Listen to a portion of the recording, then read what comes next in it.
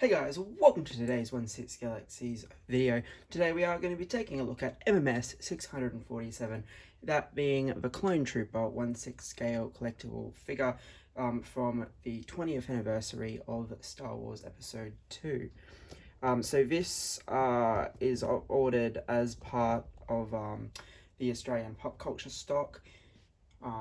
There were a bit of issues with some people getting emails saying that their Clone Trooper or their clone pilot was cancelled, and that there are a few people that missed out.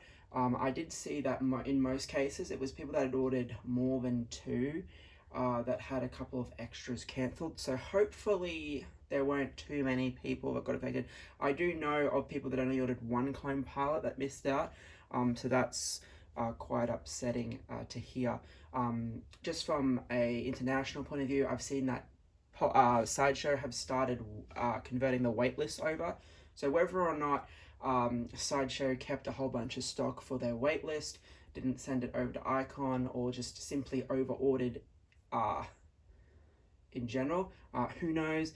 But the last time something like this happened was Direct Krennic, where Sideshow waitlisted.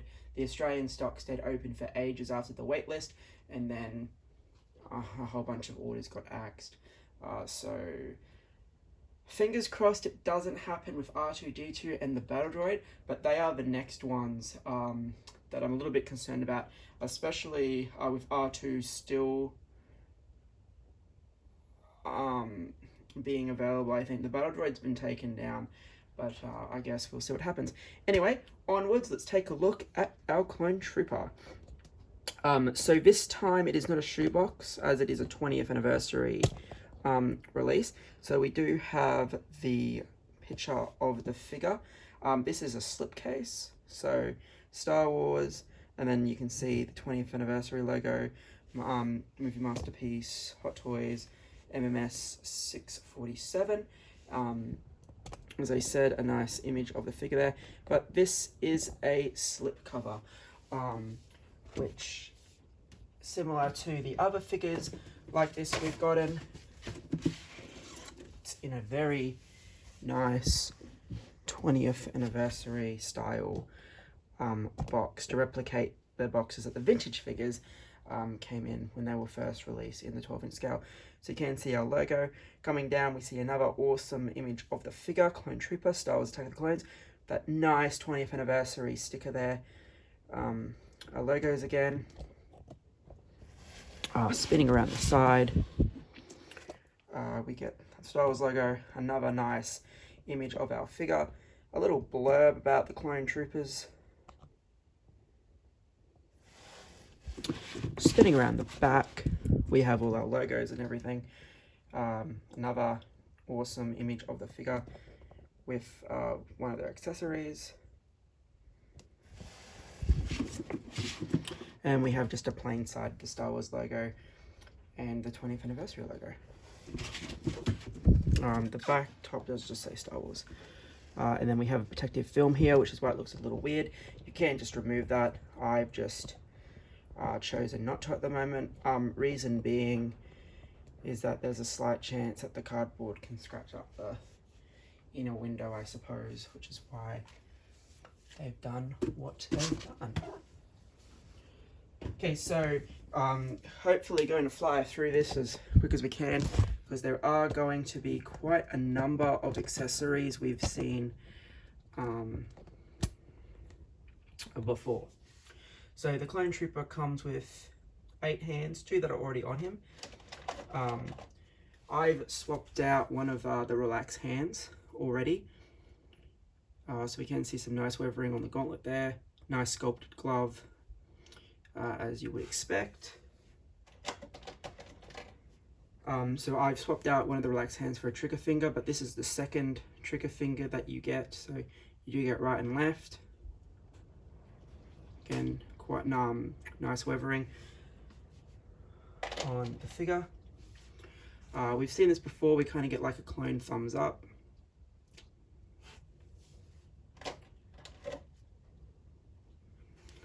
This kind of a gesturing hand.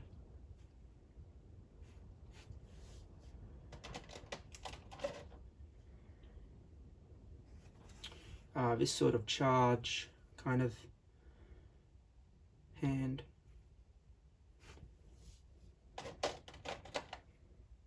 And then we get the pointing gesture as well. Now, those of you that have owned the older Sideshow figures will probably know this piece, the Clone backpack from the Clone Wars. So it is very nicely weathered, very nicely painted. Get the straps. I believe this is magnetic. One other feature that's different to the Sideshow version is instead of a little clip, it's a magnet. So that's much nicer than the old ones, but they're about 10 years old now. I think the Sideshow ones.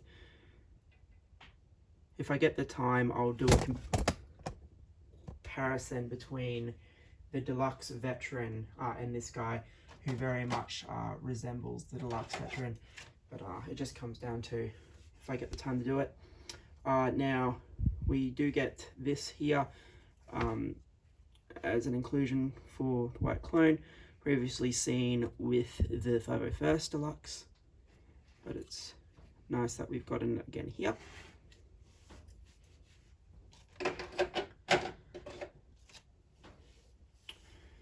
The standard blaster that we're used to seeing with each clone release now. It's painted and weathered quite nicely, as always. And then, to no one's surprise, we get the long rifle, as always, as well.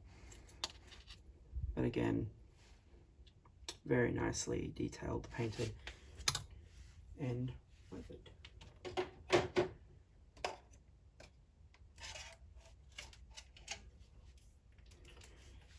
We do get the display stand to look like the inside of a ship or hangar, and then Star Wars Clone Trooper on our display base.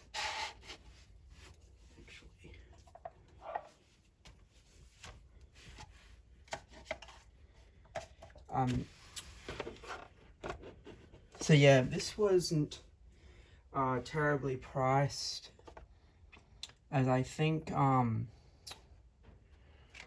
Pop Culture had them at about $360, and then I got the 10% or something. Yeah, I didn't pay too much for this, but I know that aftermarket prices are huge, so hopefully everyone's able to get at least one, and that the stock issues don't really hurt too many people, if anyone. Alright, so we can see this guy isn't pure gloss or anything. He is a kind of a matte sort of a color, and he is very nicely weathered. So there is a fabric undersuit like the rest of the clones, and his body is obviously going to be super sturdy and easy to pose. As I know, the old Sideshow ones did have a couple of loose joints now and again, especially the older ones before the Veteran and the Shiny came out. So we can see that he's weathered all the way down. Some nice weathering on the boots there. The lower armor continuing up. So there is a phenomenal amount of detail on the guy, and he's not just plain white, which is awesome to see.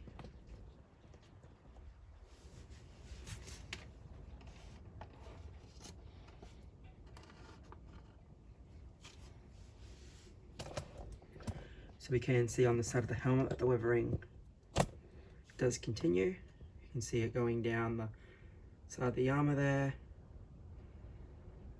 There's the other relaxed hand I was talking about.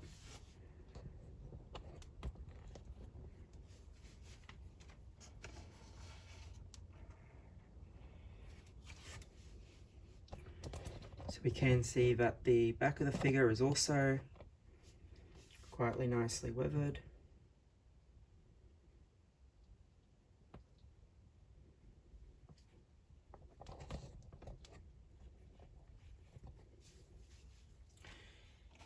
And then of course the other side view. There's the communicator, trigger finger. Then you can see the weathering on the lower armor there, which is quite cool. Now obviously one other feature that they've included, or accessory that they've included, which is really quite nice to them, similar to the 501st guy, we of course do have the swappable helmet. So you can now put this guy into phase 2 if you want to have him as more of a Revenge of the Sith look, or towards the end of the Clone Wars. So really nice there. Obviously you can, I just did that off camera.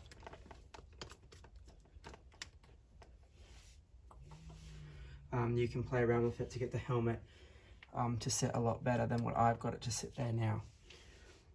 But yeah, overall, really nice figure. Not much else you would really expect, and for a 20th anniversary release, I am quite surprised that they included both helmets, because they could have easily just said, well, you can wait until 2025 to get the phase 2 helmet.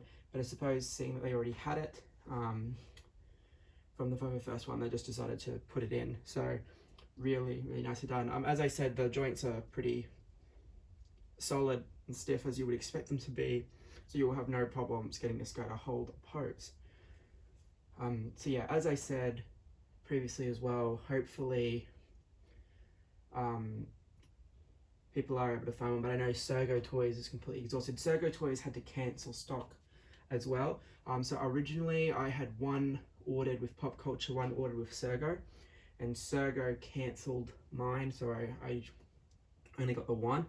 I was able to source one from Jefferson, so that'll probably be a little while away though, but at least I was able to get the two, because I did want to display one with the phase 1 helmet, one with the phase 2 helmet, just to kind of round out the clones, expand them out a little bit. I do love to army build the troopers, so there's that there. But yeah, overall, like I said, really nicely valued figure if you're able to pay the retail price. I have seen them as high as $550.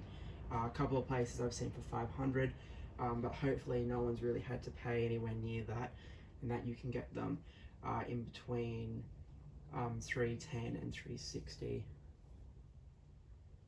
Yeah, hopefully you're able to do that and save a bit of money there. Anyway guys, this has been our look at MMS 647. We are going to have a review of MMS 648 quite shortly as well, and then I'm hoping that in 3 days time on the Monday I have Jesse as well, so we can do that review also. And then I might have a couple of Marvel figures arriving sometime after that. We'll see how we go. Anyway guys, thanks for watching. Obviously like, subscribe, join the Facebook group and all that, and have a fantastic day.